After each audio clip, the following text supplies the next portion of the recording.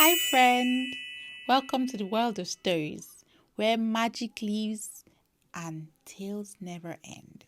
My name is Zuwati and I'm the keeper of tales. I have a very good story for you today. When I say story, you say story. And when I say once upon a time, you say time. Are you ready? Story. Once upon a time. Good job. Long ago, in a time before the world was loud with machines and before clocks and street lights, before roosters lived behind wire fences, the world moved to the rhythm of the skies. There were no watches, no bells, no phones buzzing in the night. Time was a gentle creature, slow to rise and easy to forget.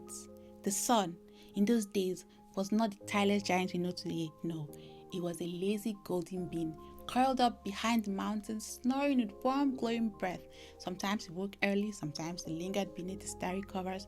The world would wait and blink in the dark, unsure when the day would come.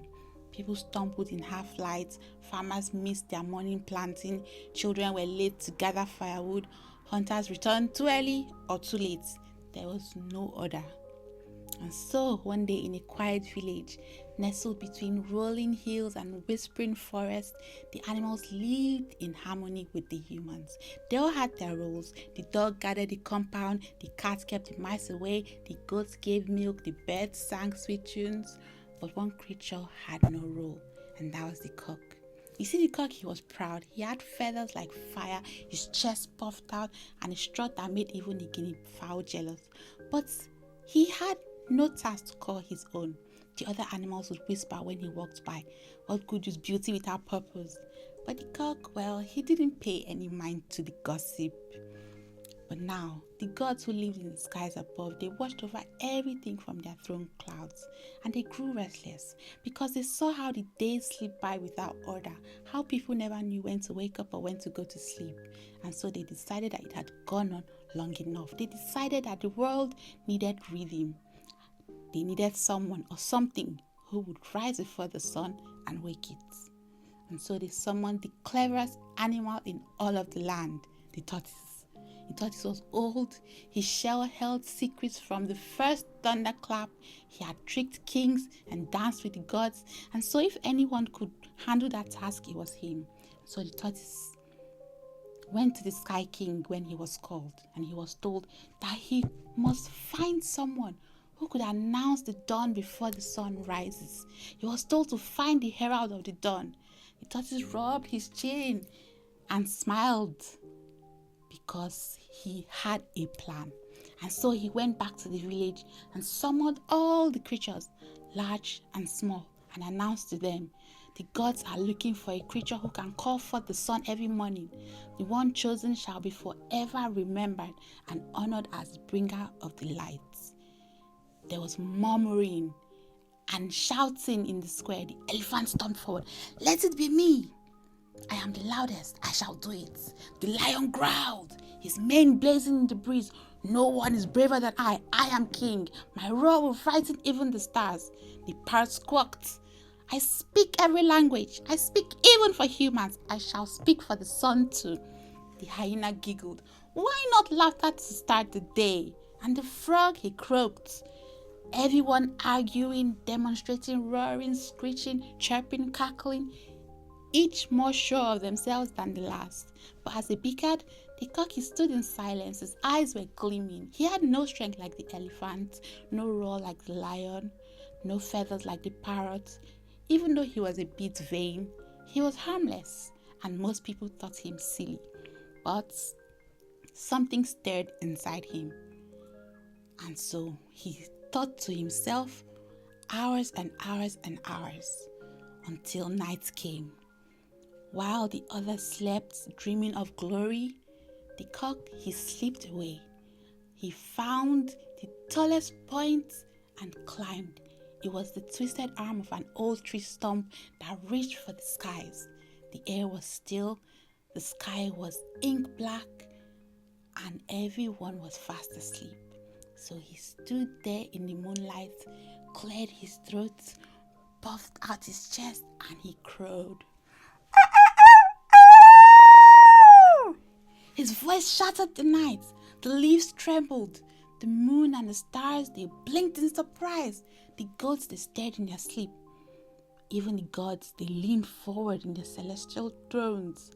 And then the cock crowed again. The edge of the sky began to glow. It was soft at first like embers under ash, but then stronger and stronger like a fire being stoked. The darkness peeled away and the first threads of light kissed the earth. The sun yawned and turned in its sleep. The world shimmered with gold rays. The gods smiled. This is the one, not the loudest, not the boldest. And then they sent word. Let it be known across all lands. The cock shall be the herald of the dawn. He shall rise before all, and he shall sing the sun awake. From that day on, the cock rose before everyone else. He no longer walked to just be seen. He walked with purpose.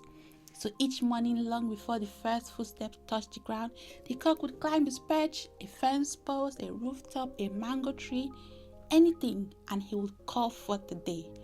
And even though the other animals grumbled with envy, they couldn't deny the magic in his crow. The cock, you see, he took his job very seriously.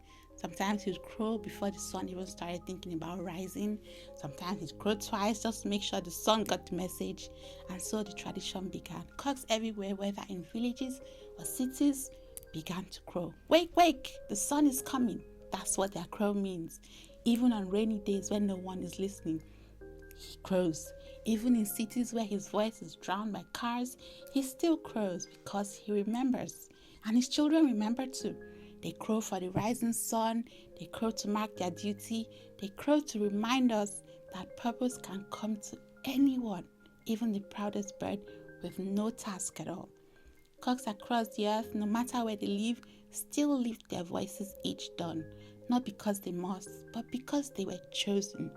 They were entrusted with the morning.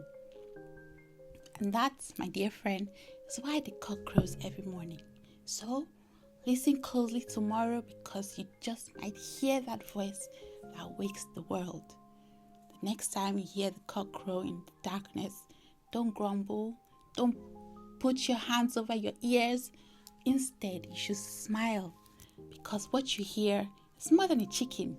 It's a promise kept. It's a whisper from the old world. It is a song that wakes the lights. Thank you for listening. If this story warmed your heart, let it travel like the sound of a rooster's cry across the rooftops. Remember to like, comment, and share with your friends or anyone who needs a bit of dawn in their day. Until next time, keep your ears open and your heart ready.